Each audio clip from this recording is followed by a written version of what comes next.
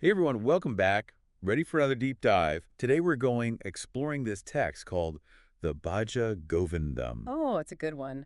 By Adi Shankaracharya. That's right, Adi Shankaracharya. And we've got these excerpts from an article. Really breaks it down. It's especially helpful, I think, if you're, just starting out on your spiritual path. Yeah, absolutely. I mean, it's a classic text, right? It's been around for centuries. People keep coming back to it, for good reason. It offers these insights into, some of life's biggest questions. Exactly, exactly. So what we're going to try to do today is distill it down. What's the core message of Bhaja Govindam? And, how can we actually use that wisdom in our lives today?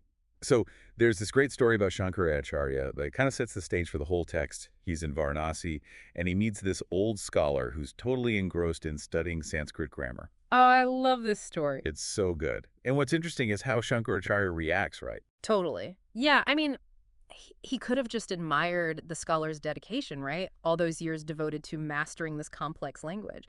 But instead, Shankaracharya points out this almost like this irony, right? That the scholar is so focused on the tiny details of language that he's kind of missing the bigger picture. Right, right, like missing the whole point. Yeah, missing the forest with the trees kind of thing. Yeah. That spiritual essence of life. He's like, hey, man, there's more to life than just grammar rules. Exactly. And that leads us right into the heart of Bhaja Govindam, this whole idea of detachment. Detachment. Yeah. And it's not about abandoning everything, going live in a cave.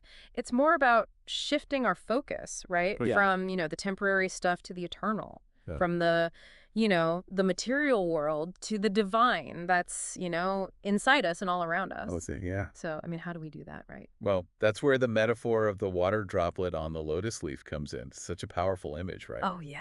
That one really sticks with you. Yeah, you get this droplet, just sitting there on the leaf. It's glistening in the sun.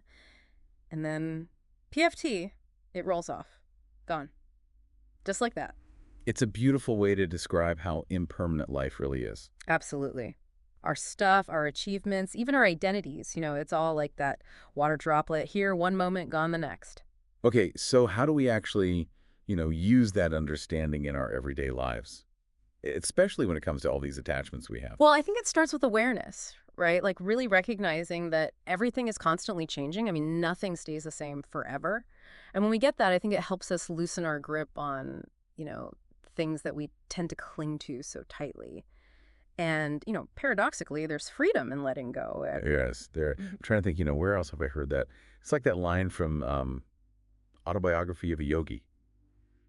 Remember that you belong to no one and no one belongs to you. Make the acquaintance of God now. Yeah, I love that book. It's a classic. It is. And both, Autobiography of a Yogi and Bhaja Govindam are kind of saying the same thing, right?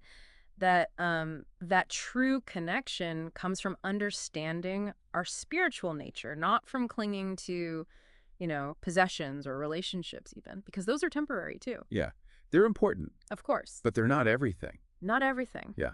So Bhaja Govindam, it's encouraging us to move beyond the labels, the job titles, the, social status, our roles in our family. Exactly. I mean, these are all important parts of life, but they're not who we really are. They don't define our true essence. And that's what's eternal, right? That divine spark within us. Right. So if you're listening and, maybe you're new to all of this spiritual stuff, Yeah.